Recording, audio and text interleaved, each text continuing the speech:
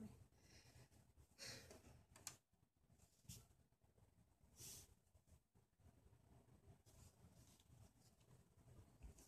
Get started here in just a minute. Hopefully some folks will start coming on. Hello. Hi. If you hit the notification that, hey Allison, how are you? Good to see you.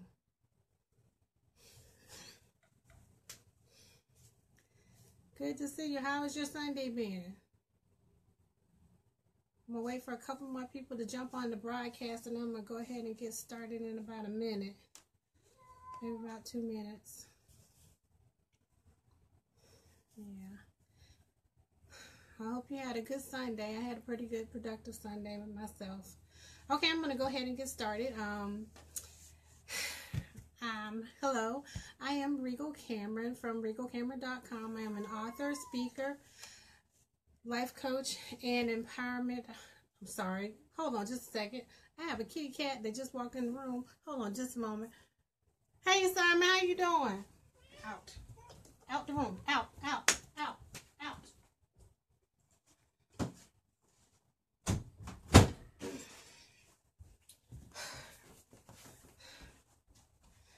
Sorry about that. Okay, I'm going to start over.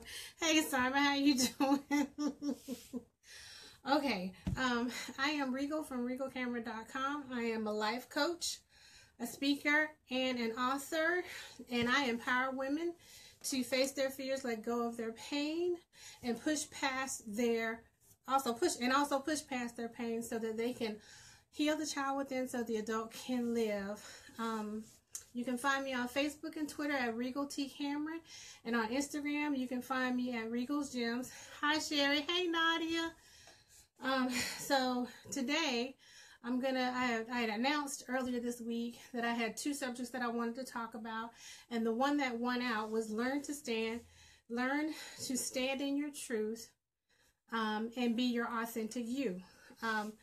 The reason why I wanted to talk about this particular subject was I recently just went through a really big life change, and it has actually made me really see who I am and really learn that I need to be authentically me.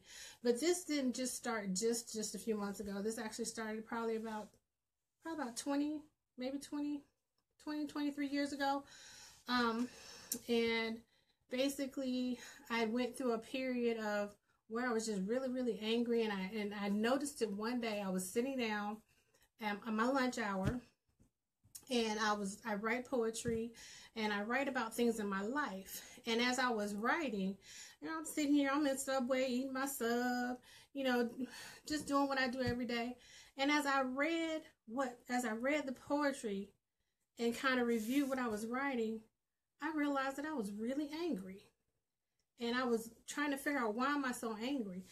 And as I started looking through all of the different poetry, it was things that happened in my childhood, things that happened in teenage years and in early adulthood. Hey Dennis, how you doing? And I realized that I was really a very angry person, and that was when I began to walk on my path of being authentically me. And when I looked up the word authentic, it means not false or an imitation. It's true to your own personality, your spiritual character. It's sincere and authentic with no pretensions, no pretending. And for a while, I actually was pretending. For a while, I was pretending. I was not being me. I was being a people pleaser. And I believe that came from my childhood, because my mother divorced early. She divorced when I was probably about 10 years old. And I ended up having to grow up really, really quick. So I ended up having to do things to make sure that my mother was happy, making sure I learned how to cook, clean, all that stuff at the age of 10. And I just really had to grow up really fast. And in growing up really, really fast, hi Trina, and grow up really fast, you lose your childhood, but you also don't get to develop into who you really are because you're so busy trying to make sure mama happy, trying to make sure you got all your chores done, until you're really trying to perform to make sure that person is doing well. Hey girl, that who you're trying to help is being served properly. So I came up with 3 things, the first 3 things during this challenge to talk about. And the first thing that I did was realizing who you really are as a person.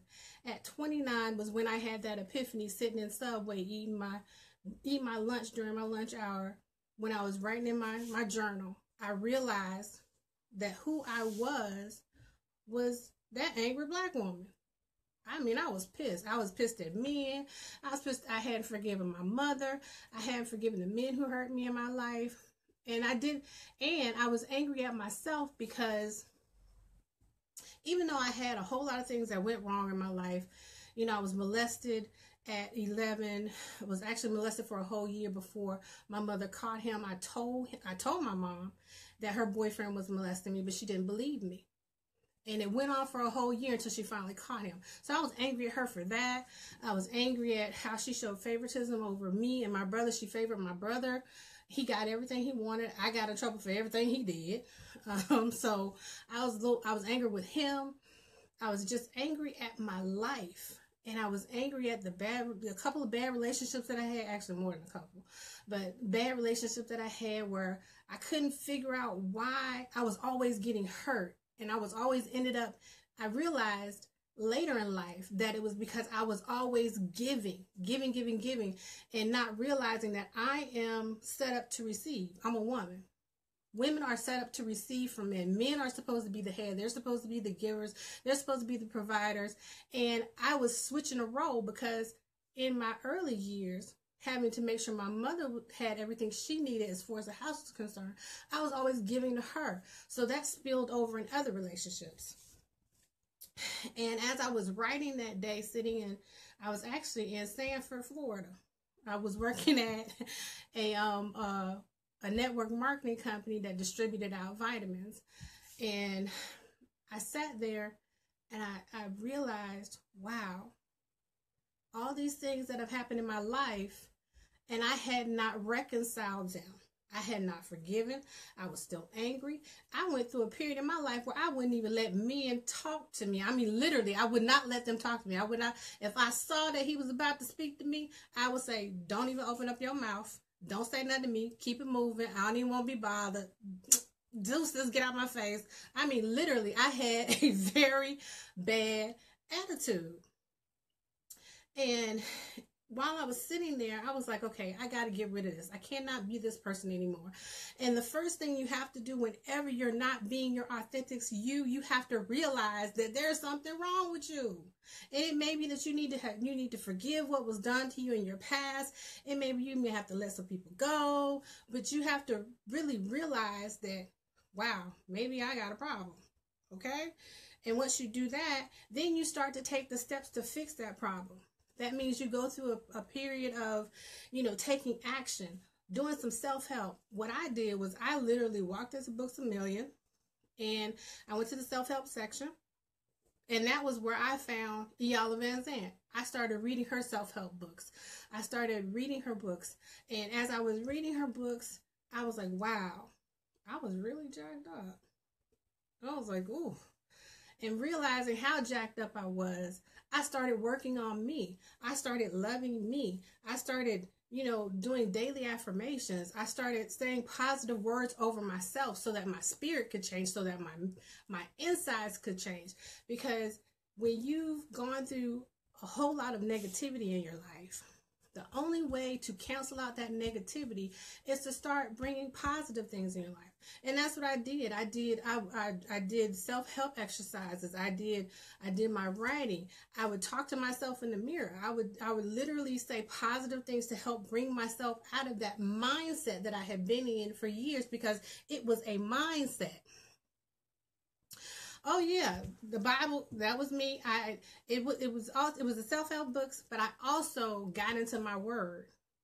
And getting into the word, and repeating back the word to myself in the mirror, that helped as well. So it's a plethora of things out there that you could do to help bring yourself into a better mindset. And once I started doing that, my life started to change. I started to find that I was happier. I started to find that I had more joy in my life. I started to find that when I got up in the morning, I wasn't angry. I didn't hate to go to work. I figured out that, the more positivity I brought in my life, the more positive people came in my life. But it took for me to go through everything that I went through in my life to make me who I am today. But it also taught me that I need to be authentically me. No matter what, I have to be authentically me. And then the third thing that I did, or the third thing that I have on my list, is starting a process of forgiving yourself, taking responsibility for my healing. Because when you start doing that self-help work and you're studying in your word, your Bible, you also start the forgiving process, because you have to forgive you. I had to forgive me. I had to forgive me for not forgiving my mother, because I went a long time. I was angry with her for a long time. And in doing that, hey, Nicole, how you doing, girl? Oh, my goodness, hey. And I had to forgive me. And the thing that helped me forgive me, but also helped me forgive my mom, because I went years with not forgiving her for what she did to me. I had saw probably about 10 years ago, I saw Iyanla Vanzant. She was doing a special on Oprah's TV on her network. I think it was about 10 years ago. And it was during the time where she was doing that show on the guy that had like 30-something kids, and then all the guys that were on her show had like 10 or 12 kids. They all had a bunch of kids, but she was talking to the men. But after she did that show with the men, she did a show with the women. And when she was working with the women, she said something so profound that changed my outlook on my mother. She said, "Don't look at your mother as your mother. Look at her as a woman." When she said that, that clicked for me, because I always saw my mom as my mom. I didn't see her as a woman. I saw her as my mom. And at the moment that I saw her as a woman, complete forgiveness came in. Because with me being a woman, I understand what my mom must have went through, how she must have felt, not believing her child, telling her that her boyfriend was molesting her. And then for her to have to live with me having to deal with that for a whole year before she actually caught him. I realized that I had to forgive my mom, because she was just a woman. She was a woman before she was a mother. So if as a woman, if you don't know, there's some things as women that we just don't know. And when you become a mother, there's some things that you just don't know because you weren't taught it. And back in the day, they didn't talk about molestation. They didn't talk about rape from family members. They didn't talk about all that kind of stuff. They pushed it under the rug. They put it under the rug. They covered it up. They didn't want nobody to see it. They didn't want nobody to hear about it. They didn't want anybody to know that was going on in their families. But the moment I looked at her as a woman, it changed my outlook on my mother, because I realized that she is just a woman, just like me. She hurt just like I did. She went through just like I did. I don't know if she ever was molested or anything ever happened to her when she was a young girl, but I know that she experienced some things that made her the way she was, and I could not fault her because of who she had become. All I could do was forgive her, because she was just a woman, just like me. She was a woman before she was a mother. So she was only doing what she knew to do. So all I could do was forgive her. So, that for me, going through those steps of forgiveness which I will talk about in another Facebook Live, talk about the steps of forgiveness that I took to get to the place where I am today. And I had to stop doing the blame game. Because for years I was like, I ain't gonna forget her because she did this or she did that. She didn't believe me when I told her, or she did this and let my brother get away with that. I had to stop the blame game. Hey Sheila, how you doing? I had to stop the blame game. And once I stopped the blame game, then things got better. And then I also had to begin the process of living a holistic life. meaning body, mind, and soul. Meaning that I had to start taking care of my body. I had to start taking care of my soul, meaning with my body, I had to start eating right, which, Lord, that is hard to do because when you've been eating bad for so long, you know, it's hard to really try to eat right, but I'm going to get there. Oh, thank you. Thank you. Thank you. Yes, so powerful. Or it could have happened to her. Yes, that's right. It could have happened to her. My mother could have went through molestation. She could have went through rape. I don't know what she went through as a young girl, but I know something happened because she was hurt. I could tell that my mother was broken. And in her brokenness, she was trying to raise 2 kids. And when, hey, hi, Deborah. And when you're trying to raise 2 kids and you're broken, you really, there's no way in the world you can get everything right. You know, even not being broken, you still can't get everything being right as a mother because you're human. But being broken and trying to raise 2 kids is hard. And you don't have either father taking care of them, giving child support. It's hard. So you really have to be sympathetic to that woman part. Take away the mother and just see your mother as a woman. When you do that, that opens up your eyes completely different than how you were looking at her before. And back to the holistic process. Body, mind, and soul. Meaning you have to start taking care of your body. Eating right, exercising, do all those things that you do what your doctor says do as far as taking care of yourself.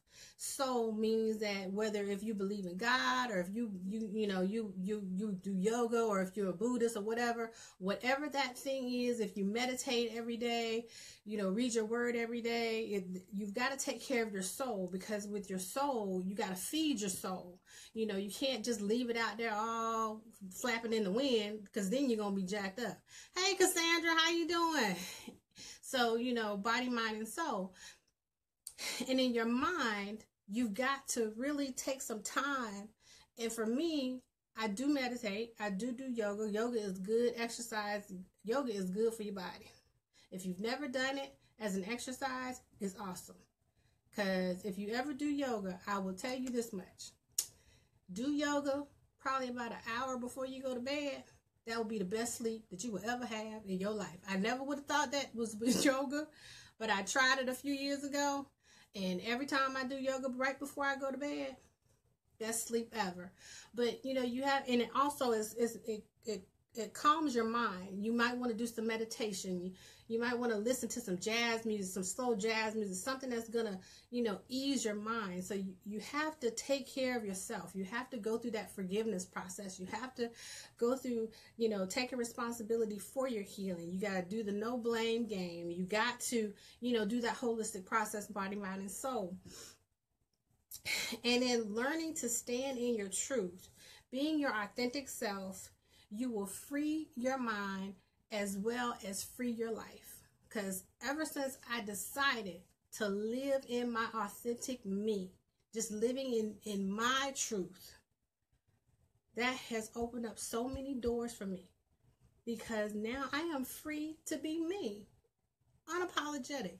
I don't really care what people say anymore. I don't care what they think about me. There used to be a time where I was concerned about what people said and what people thought about me and how, they felt about me. But when you living in your authentic you don't care no more. You want to make you happy. You want to be in your joy space. You want to be in your happy space. And you're not going to let anything or anybody take that away from you. You want to be being your authentic you. I can honestly say, since I've been living in it and going from glory to glory to glory, because living in your authentic you, it does happen in phases, or at least it did for me. It happens in phases. And when you get to a point where you don't care what people think, when you get to a point where you're not concerned how people believe you should be, or you're not concerned with your family trying to control your life anymore, you're happy, you're joyful. There's nothing holding you back.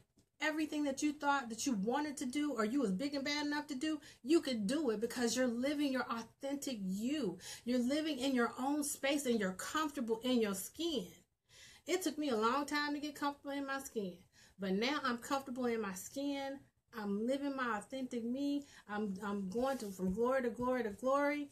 And you can do the same thing by realizing who you are as a person, by taking the steps that you need to confront the issues in your life, and start the forgiving process.